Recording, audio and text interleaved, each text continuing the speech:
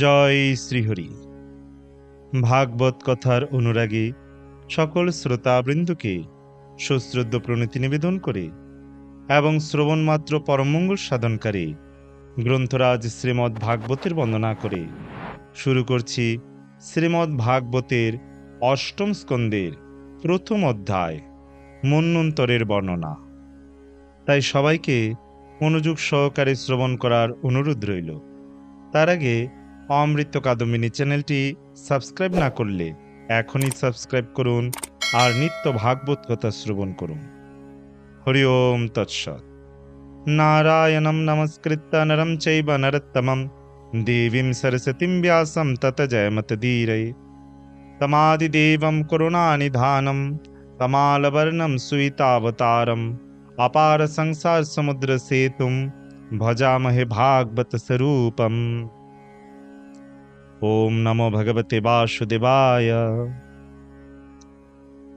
মহারাজ পরীক্ষিত বললেন, হে গুরুদেব, আপনার কৃপায় আমি স্বয়ম্ভুব মনুর বংশবৃত্তান্ত পূর্ণরূপে শ্রবণ করলাম, কিন্তু অন্য মনুদের সম্বন্ধেও আমি শ্রবণ করতে ইচ্ছুক।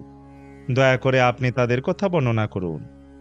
হে ব্রহ্মজ্ঞানী সুখদেব গোস্বামী, পূর্ণ বুদ্ধিমত্তা সম্পন্ন মহাজ্ঞানী ব্যক্তিরা বিভিন্ন মন্বন্তরে ভগবানের কার্যকলাপ এবং আবির্ভাবের বর্ণনা করে।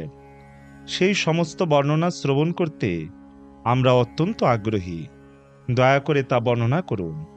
হে মহাজ্ঞানী ব্রাহ্মণ, এই জগতের সৃষ্টিকর্তা ভগবান অতীত মন্বন্তরে যে সমস্ত কার্য করেছেন, বর্তমানে যা করছেন এবং আগামী মন্বন্তরে যা করবেন তা দয়া করে আমাদের কাছে বর্ণনা করুন।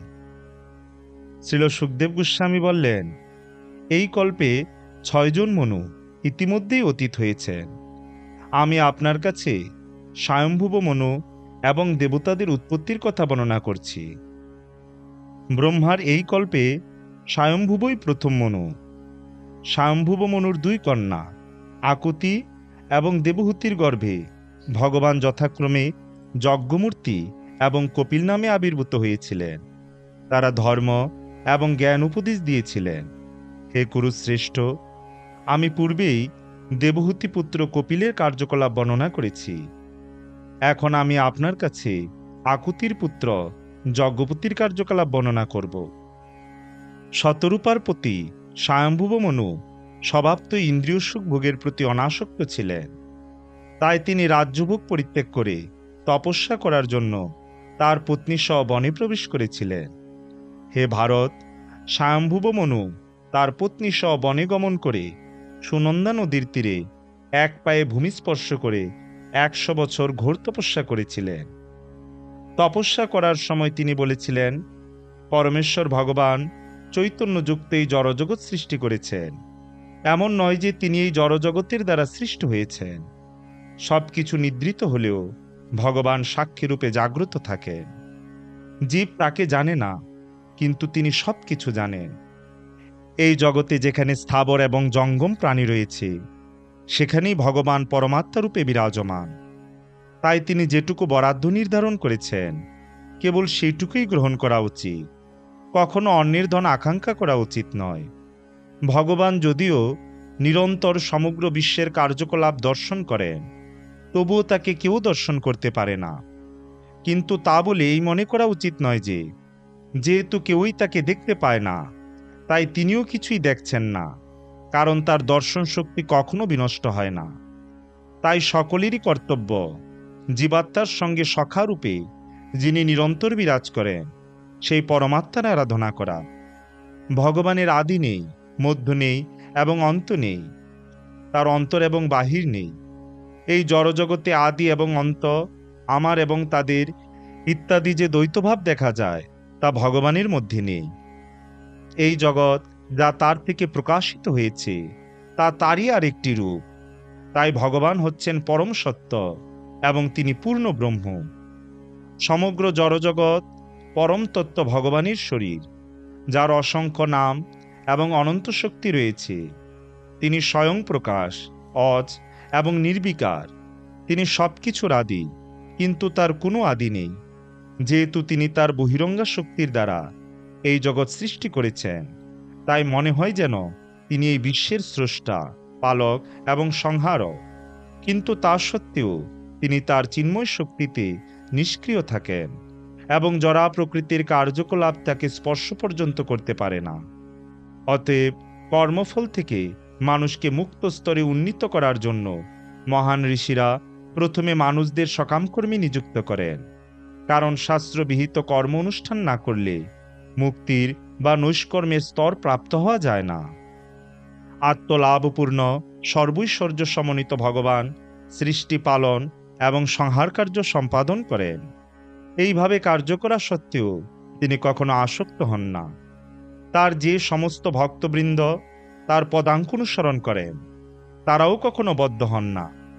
ভগবান শ্রীকৃষ্ণ ঠিক একজন সাধারণ মানুষের মতো আচরণ করলেও কখনো তিনি তার কর্মের ফল ভোগ করার বাসনা করেন না। তিনি পূর্ণ জ্ঞানময়, সমস্ত জড়বাসনা থেকে মুক্ত, অচ্যুত এবং সম্পূর্ণরূপে স্বতন্ত্র। মানব সমাজের পরম শিক্ষক রূপে তিনি তার নিজের মার্গ শিক্ষা দেন এবং এইভাবে তিনি প্রকৃত ধর্মের পন্থা প্রবর্তন করেন। আমি সকলকে তার প্রদর্শিত সেই পন্থা অনুসরণ করতে অনুরোধ করি। শ্রীল সুখদেব গোস্বামী বললেন, স্বয়ম্ভুব মনু যখন উপনিষদ নামক এই বৈদিক মন্ত্র উচ্চারণ করে সমাধিস্থ হয়েছিলেন, তখন তাকে দেখে রাক্ষস এবং অসুরেরা অত্যন্ত ক্ষুধার্ত হয়ে তাকে গ্রাস করতে চেয়েছিল এবং তাই তারা অতি দ্রুত বেগে তার দিকে ধাবিত হয়েছিল। ভগবান শ্রীবিষ্ণু, যিনি সকলের হৃদয়ে বিরাজমান, তিনিই যজ্ঞরূপে আবির্ভূত হয়েছিলেন। রাক্ষস এবং অসুরদের স্বয়ম্ভুব মনুকে গ্রাস করতে উদ্যত দেখে তিনি জাম নামক তার পুত্র এবং অন্যান্য দেবতাদের দ্বারা পরিবৃত হয়ে সেই সমস্ত রাক্ষস এবং অসুরদের সংহার করেছিলেন। তারপর তিনি ইন্দ্রের পদ গ্রহণ করে স্বর্গলোক শাসন করেছিলেন। অগ্নির পুত্র শরচিস দ্বিতীয় মনু হয়েছিলেন। দুম্মত, সুসেন এবং রুচিষ্মত প্রভৃতি তার কয়েকটি পুত্র ছিল। সেই শরচিস মনন্তরে যজ্ঞের পুত্র রুচন ইন্দ্রের পদ গ্রহণ করেছিলেন। তুষিত আদি মুখ্য দেবতা হয়েছিলেন এবং ঊর্জ, স্তম্ভ আদি সপ্তর্ষি হয়েছিলেন। তারা সকলেই ছিলেন ভগবানের নিষ্ঠাপরায়ণ ভক্ত। বিখ্যাত ঋষি বেদুশিরার পত্নী তুষিতার গর্ভে বিভু নামক অবতারের জন্ম হয়েছিল। বিভু আজীবন ব্রহ্মচারী এবং চিরকুমার ছিলেন। ৮৮,০০০ মুনি তার কাছে আত্মসংযম, তপস্যা আদি আচরণ শিক্ষা গ্রহণ করেন। হে রাজন, তৃতীয় মনু উত্তম ছিলেন মহারাজ প্রিয়ব্রতের পুত্র। পবন, সৃঞ্জয় এবং যজ্ঞহূত্র প্রভৃতি এই মনুর পুত্র ছিলেন। তৃতীয় মনন্তরে প্রমোদ আদি বশিষ্ঠের পুত্রেরা সপ্তর্ষি হয়েছিলেন। সত্য, বেদশ্রুত এবং ভদ্রেরা দেবতা হয়েছিলেন এবং সত্যজিৎ দেবরাজ ইন্দ্ররূপে মনোনীত হয়েছিলেন। এই মনন্তরেই ধর্মের পত্নী সুনীতার গর্ভে ভগবান আবির্ভূত হয়েছিলেন এবং তিনি সত্যসেন নামে বিখ্যাত হয়েছিলেন। তিনি সত্যব্রত নামক দেবতাগণ সহ আবির্ভূত হয়েছিলেন। ইন্দ্রের পদে অধিষ্ঠিত সখা সত্যজিৎ সহ সত্যসেন মিথ্যাবাসী, দুরাচারী এবং দুষ্ট প্রাণীপীড়ক যক্ষ, রাক্ষস এবং ভূত প্রেতদের সংহার করেছিলেন। তৃতীয় মনু উত্তমের ভ্রাতা তামস চতুর্থ মনু হয়েছিলেন। তামসের পৃথু, খ্যাতি, নর, কেতু আদি 10টি পুত্র ছিল। তামস মনন্তরে সত্যক, হরি এবং বীরগণ দেবতা হয়েছিলেন। ইন্দ্র হয়েছিলেন ঋষিক এবং জ্যোতির্দাম আদি সপ্তর্ষি হয়েছিলেন। হে রাজন, তামস মনন্তরে বিদৃতির বৈদৃতি নামক পুত্রগণ দেবতা হয়েছিলেন। কালের প্রভাবে বৈদিক তত্ত্বজ্ঞান নষ্ট হতে থাকলে সেই সমস্ত দেবতারা তাদের তেজের প্রভাবে বেদ রক্ষা করেছিলেন। এই মনন্তরেও ভগবান শ্রীবিষ্ণু হরিমেধার পত্নী হরিণীর গর্ভে জন্মগ্রহণ করেছিলেন এবং তিনি হরিনামে খ্যাত হন। তিনি কুমিরের মুখ থেকে গজেন্দ্রকে রক্ষা করেছিলেন। মহারাজ পরীক্ষিত বললেন, হে বাদরায়ণী, কুমিরের দ্বারা গজেন্দ্র আক্রান্ত হলে শ্রীহরি কিভাবে তাকে রক্ষা করেছিলেন সেই কথা আমরা বিস্তারিতভাবে শুনতে ইচ্ছা করি। যে শাস্ত্রে অথবা বর্ণনায় উত্তম শ্লোক ভগবানের মহিমা বর্ণিত হয় তা নিশ্চিতভাবে মহান, শুদ্ধ, ধন্য, মঙ্গলজনক এবং শুভ। শ্রী সুত গোস্বামী বললেন, হে ব্রাহ্মণগণ, আসন্ন মৃত্যুর প্রতীক্ষায় প্রয়োপবিষ্ট পরীক্ষিত মহারাজ যখন সুখদেব গোস্বামীকে এইভাবে বলতে অনুরোধ করলেন, তখন মহারাজের বাক্যে অনুপ্রাণিত হয়ে সুখদেব গোস্বামী রাজাকে অভিনন্দন জানিয়ে শ্রবণিচ্ছু মহর্ষিদের সভায় মহানন্দে বলেছিলেন, ওম তৎসৎ ইতি শ্রীমন মহর্ষি ব্যাসদেব প্রণীত পারমহংসী সংহিতা শ্রীমদ্ ভাগবত মহাপুরাণের অষ্টম স্কন্দের প্রথম অধ্যায় সমাপ্ত। পরবর্তীতে আমরা শ্রবণ করব শ্রীমদ্ ভাগবতের অষ্টম স্কন্দের দ্বিতীয় অধ্যায় গজেন্দ্রের সংকট। তাই সবাইকে পরবর্তী ভিডিও দেখার আমন্ত্রণ রইল।